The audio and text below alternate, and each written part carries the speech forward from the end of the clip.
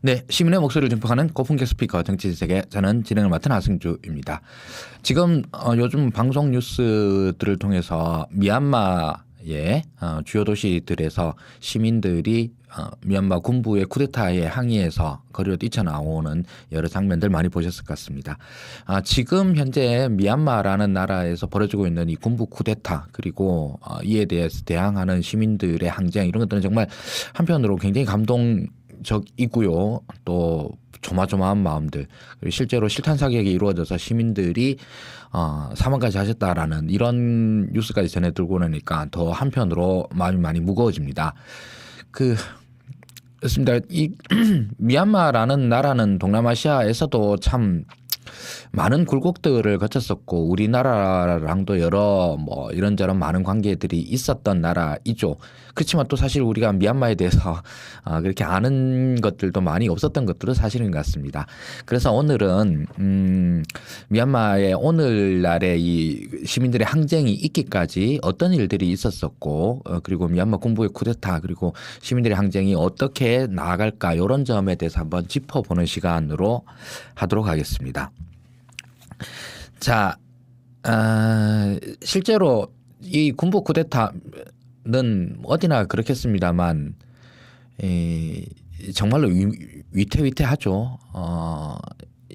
특히나 미얀마의 군부 얘네들은 시민들을 향해서 진짜로 실탄을 여태까지 계속 쏴왔던 놈들이고, 이번에도 지금 그러고 있습니다. 지금 미얀마의 시민들은 거리로 뛰쳐나오면서 팔뚝에다가 자기 연락처, 그리고 혈액형 이런 까지 적어놔놓고 팔뚝에다가 몸에다가 유서를 쓰고 나온다라는 정도라고 하죠. 그만큼 그분들의 각오가 얼마나 대단한 것인가. 그리고 그 시민들을 진짜로 무력으로 진압하고 있는 군부가 얼마나 진짜로 잔인한 놈들인가에 대한 어떤 하나의 상징이 되는 것 같습니다. 2016년도 대한민국의 촛불, 그리고 그 이후에 2018년도에 있었던 홍콩의 노란 우산, 그리고 이제는 미얀마까지 이어지고 있는 한편의 거대한 민주주의 흐름이 아닌가라는 생각도 많이 들고 있습니다. 자, 이 미얀마의 쿠데타가 어떤 것인가를 이해하기 위해서는 지금 현재 정부의 수반인 아웅산 수치 여사를 이야기하지 않을 수가 없고, 이분의 삶을 또 이해하기 위해서는 이분은 아웅산 장군의 따님이시죠. 그러니까 버마의 아웅산 장군이라는 분은 또 어떤 분인가, 이런 것들이 좀 쭉 이어져 오는 것 같습니다. 먼저 지금 현재 우리가 이제 버마는 옛날 이름이죠. 그 옛날 이름이고, 군사 정부가 미얀마로 다시 개명을 했고, 아웅산 수치 여사는 다시 버마로 부르자라고 얘기까지 하고 있습니다. 근데 저 쓰다 보면 자꾸 버마랑 미얀마가 막 혼용될 수도 있을 것 같은데, 현재까지는 공식 국호가 미얀마로 되어 있으니까 미얀마로 하는 게 맞을 것 같습니다. 미얀마는 동남아시아의 국가들이 다 그렇듯이 19세기 때부터 해서 식민 통치를 받았죠. 그러다 보니까 미얀마는 좀 대표적인 영국 식민지 중에 하나였습니다. 당연히 미얀마의 시민들, 당시의 국민들은 그 식민지 독립투쟁을 하셨었고요. 그 중에서 아웅산 장군이 있었습니다. 이분은 일단 영국으로부터 독립하는 이것을 목적으로 해가지고 당시 일본 유학을 갔고, 그 이후에 버마로 들어와서 일본군의 도움을 받아서 반영 투쟁을 조직해 나아갑니다. 그러던 분이었었어요. 그런데 2차 세계대전 터지고 태평양전쟁 터지고 난 다음에 일본이 버마로 밀고 들어왔죠. 그래서 버마국이라고 하는 괴뢰 정부를 세우고, 여기에서 다시 일본이 이제 영국의 대체제가 돼버린 거죠. 근데 영국 식민지 통치보다도 일본 식민지 통치가 훨씬 더 가혹합니다. 당연히 그럴 수밖에 없겠죠. 당신은 전시니까요. 그러니까 버마 국민들에 대한 이 탄압은 훨씬 더 강력했을 겁니다. 그 우리가 알고 있는 옛날 여명인 운동자라든가 이런 데에 나왔던 전장이 바로 그 버마 전장이지 않습니까? 그래서 영국군, 일본군이 막 싸우고 그 유명한 무다고치렌야의 그 인팔 전투 이런 것들도 다 버마 전역에서 일어난 그런 전쟁이었습니다. 거기서 이제 일본군이 말 그대로 초대형 삽질을 하는 바람에 그 때문에 이제 일본군들은 거의 전멸을 하고 뭐 태평양 전쟁의 한 축이기도 했었었죠. 그래서 이제 버마 전역이 일단 일본한테 점령이 돼 있으면 이 중국군 그 장개석 군대에 대한 보급이 안 되니까 그 보급로를 뚫기 위해서라도 버마 전역이 또 굉장히 중요했었고 이런 전장이었습니다. 그런데 그러다가 이제 태평양 전쟁 끝나고 버마가 독립을 했죠. 그 와중에 이제 일본이 버마를 점령하고 있을 당시에 아웅산 장군은 그 전까지 사실 그 일본군과 연합해서 버마 독립을 위해서 싸우겠다 그랬었는데 아웅산 장군은 이제는 다시 일본을 몰아내기 위해서 반일 투쟁을 조직을 합니다. 그래서 실제로 버마 독립군을 만들어내고 거기서 또 역시 버마 독립운동을 하신 분이죠. 그러고 1945년 종전이 되고 이제 버마가 새로운 독립국의 자리를 다시 만들어야 되는 그런 시기였었습니다. 이때 당시에도 버마에서 가장 유명한 뭐 독립운동가 그러면 당연히 아웅산 장군이었고 실제로 그런 역할들을 많이 하신 분이니까요. 그 이분의 어떤 그 정책 위상 이런 거 생각을 해보자고 그러면 우리나라로 따지면 해방 전국 시절에 김구 더하기 이승만 더하기 여운형 더하기 뭐 안중근 의사 안창호 의사 다 합친 거나 마찬가지인 수준의 가장 위대한 독립운동가로 손꼽히고 있었던 분이죠. 그리고 뿐만 아니라 실제로 정치적인 역량도 굉장히 뛰어났다라고 그럽니다. 근데 이런 부분을 군부가 암살을 합니다. 암살을 해가지고 당시에 야당 인사들까지 해가지고 가족들까지 암살을 하는 바람에 군부가 이제는 권력을 잡게 되죠. 그때부터 시작을 해서 미얀마는 군부 독재의 나라가 됩니다. 그 이후부터 이제 그러니까 군부 독재는 미얀마의 군부 독재는 미얀마의 건국 이래부터 지금까지 계속 이어져 온 겁니다. 지금까지 아웅산 수치 여사가 집권을 한 때인 지금까지도 계속 군부는 사실 집권을 한 것이라고 봐도 과언이 아닐 것 같습니다. 이때 아웅산 장군이 암살당하던 해가 1947년인데요. 지금 현재 버마의 정치 지도자인 아웅산 수치 여사는 1947년생입니다. 그러니까 태어난 지 2년 만에 아버지를 여의고 그렇게 살게 된 거죠. 근데 이분이 그 이후의 삶을 보면 사실 우리나라도 그렇고 외국의 서방들도 그렇고 아웅산 수치 여사를 정말 이해하기 힘든 분으로 생각을 합니다. 정말 실제로 그렇기 때문에 그렇습니다. 이분이 이래저래 사시다가 인도에서 이제 대학교를 나오시고 그 다음에 영국으로 유학을 가서 옥스퍼드에서 경제학 석사를 받습니다. 그러니까 이제 굉장히 인텔리시죠. 그 경제학 유학을 하는 와중에 영국에서 영국인 남편을 만나셔가지고 남편분을 만나셔서 결혼을 하시고 그 이후에 아웅산 수치 여사는 20년 동안 가정주부로 사십니다. 진짜 가정주부로 사세요. 그래서 애 둘 키우고 남편 내조하고 그러면서 어떤 사회적 활동도 없으셨어요. 직업이 그냥 주부신 거예요.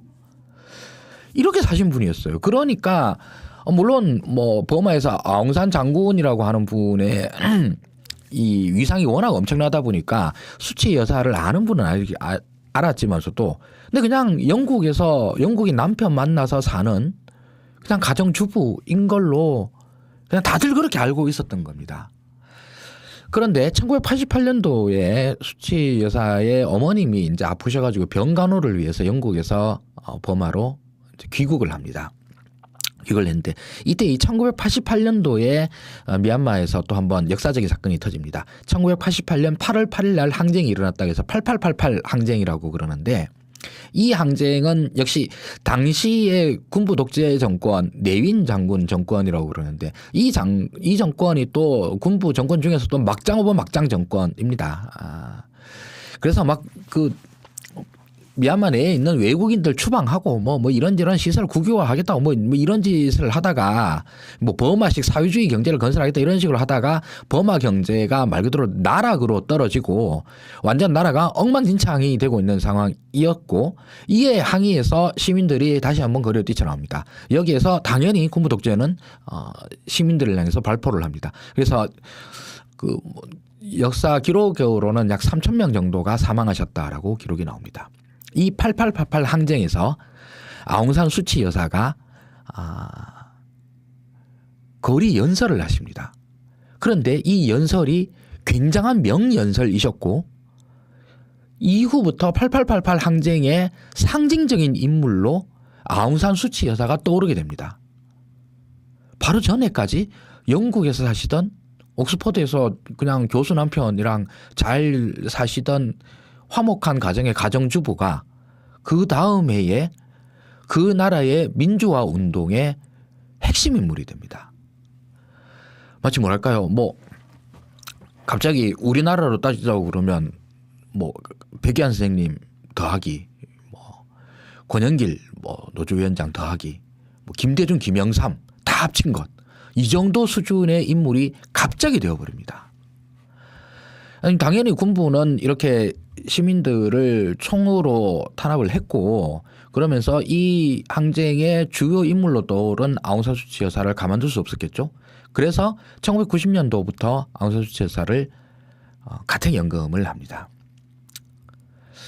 김대중 대통령의 가택연금이 생각이 나죠.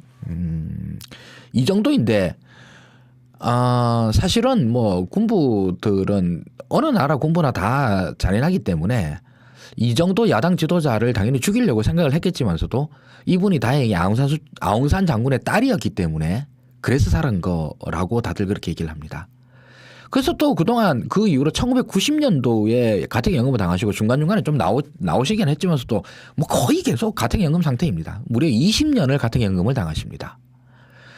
20년 동안 연금 상태이기 때문에 게다가 또 뭐 버마에서 이분의 어떤 일들을 갖다가 뭐 시민들에게 잘 알릴 수 있는 방법도 없고 그러니까 계속 연금당에 있는 민주화 운동 지도자로 또 20년을 또 사시는 거예요. 영국의 가정주부 20년에다가 미얀마에서 가택연금 당한 민주화 운동의 상징 아웅산 장군의 딸 수치 여사 이거이고 그리고 수치 여사는 노벨 평화상을 중간에 수상을 하십니다. 근데 노벨 평화상을 받았음에도 불구하고 받으러 가시지를 못했죠.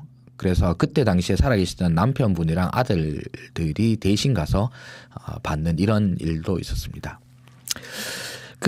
저도 뭐 사실 미얀마를 가본 적도 없고 그러는데 저희 집에서 다니는 교회란다.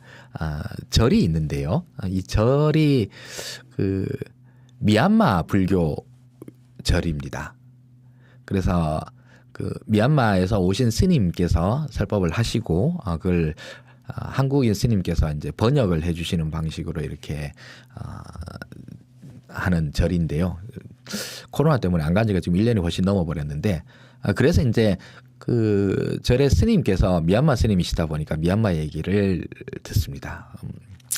잘 하시진 않는데 가끔씩 그런 얘기를 해주시는데 스님께서는 어쩌다 이렇게 출가를 하시게 됐느냐 하면서 그 당시에 그분께서 미얀마에서 크실 때는 주변의 사람들이 너무 많이 죽는 걸 봤다고 그럽니다.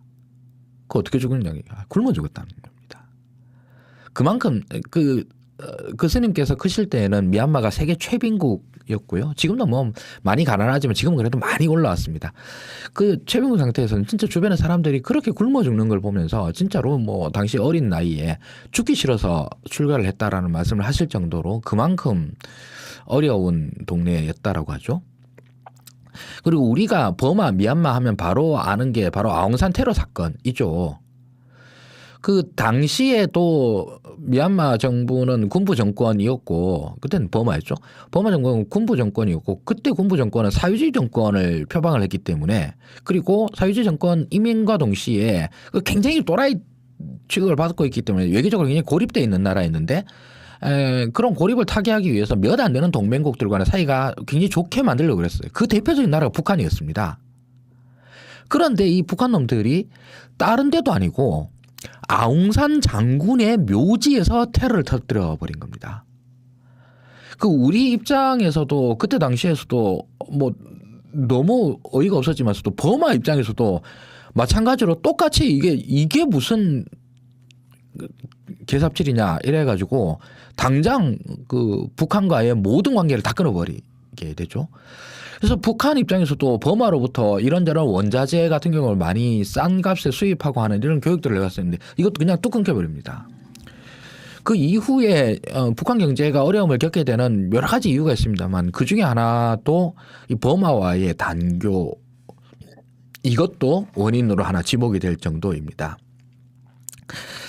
뭐 그런 걸로 우리한테 이제 익숙해져 있는데 일단 버마가 그렇게 그 군부 독재 시절을 뭐 1945년 이후부터 그때까지 계속인 거예요. 사실은 지금도 그렇고.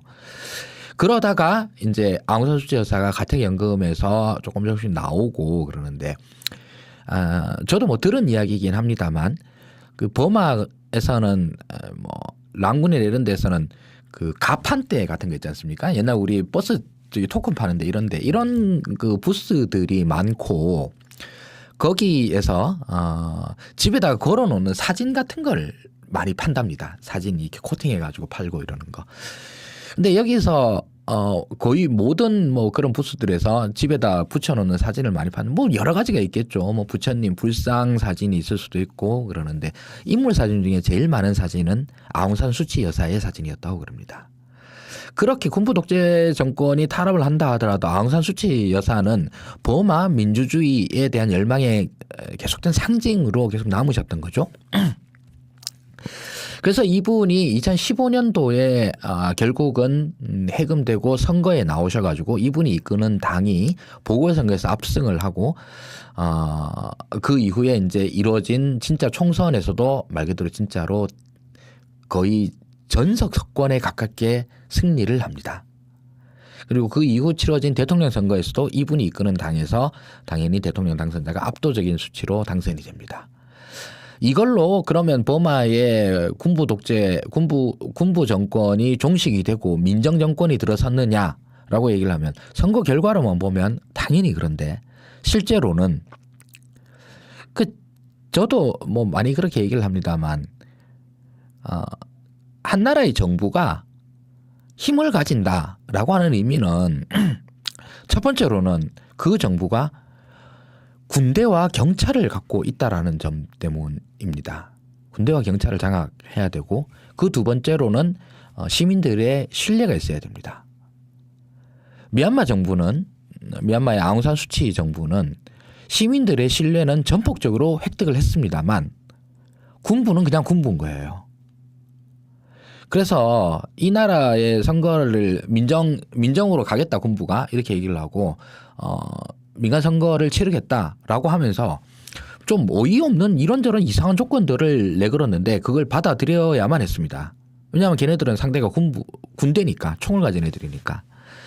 이 조건이 뭐냐면 첫째로 군부가 임명하는 직능 비례대표를 4분의 1을 보장해야 된다입니다. 군부가 미는 당에서 나온 지역구 선거는 다 떨어졌죠. 다 떨어졌는데 군부가 25%의 의석을 자기가 지명할 수 있는 겁니다. 25%라 그러니까 박정희보다 좀 낫네요. 박정희는 33%였는데. 그래서 군부는 일단 그 의회 내에 약 한 30% 정도의 의석을 고정적으로 기본적으로 확보를 하고 있습니다. 그리고 둘째로 이건 총선 이야기고 대선이 벌어지고 나면 아웅산 수치 여사가 될 게 뭐 너무 뻔합니다. 아웅산 수치 여사 말고 다른 인물도 없으니까 당연히 될 거다라고 생각을 해서 군부가 또 하나의 조건을 또 낸 겁니다. 그게 뭐냐 하면 헌법에다가 외국인 배우자를 두는 사람은 그 미얀마 대통령이 당선될 수 없다라고 하는 조항을 덜컥 넣어버립니다. 그건 누가 봐도 아웅산 수치 여사를 배제하는 이런 조항입니다. 아까도 말씀드렸다시피 수치 여사께서는 부군이 영국인이셨거든요. 근데 이 조건을 받아들입니다. 왜냐하면 상대는 군부니까요. 그렇게 해서 아웅산 수치 여사가 내세운 후보가 대통령에까지 당선이 됩니다. 그래서 의회의 70% 이상을 점유를 하고 대통령도 아웅산 수치 여사의 당에서 나옵니다. 그러나 아웅산 수치 여사는 직함을 2개 받습니다. 외무부 장관 겸 대통령 대변인이라고 하는 직함을 받고 실질적으로 미얀마의 국가 원수로 이렇게 정치를 해 오셨죠. 그런데 그럼에도 불구하고 군부의 이 힘이라고 하는 건 그냥 그대로 있는 겁니다.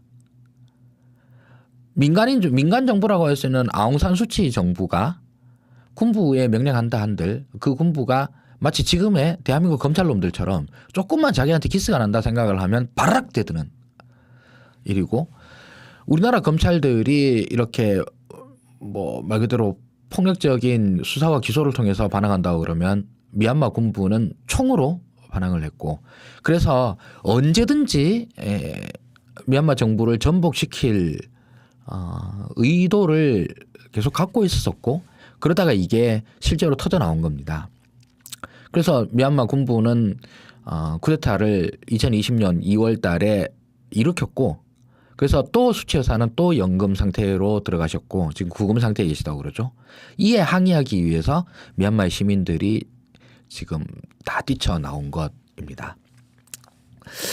이러다 보니까 정말 우리로서는 진짜 우리 촛불 항쟁의 결과물들 이런 것들이 계속 생각이 나고 그러는데, 이 상대는 직접적으로 총을 든 군인들이라고 하는 점이고, 그리고 우리도 까딱 잘못했으면 박근혜의 친위 쿠데타를 경험할 뻔했었고, 우리도 정말 총 앞에서 나아갔을 뻔했던 그런 위태위태했던 순간들이 미얀마에서는 현실로 드러난 상황입니다.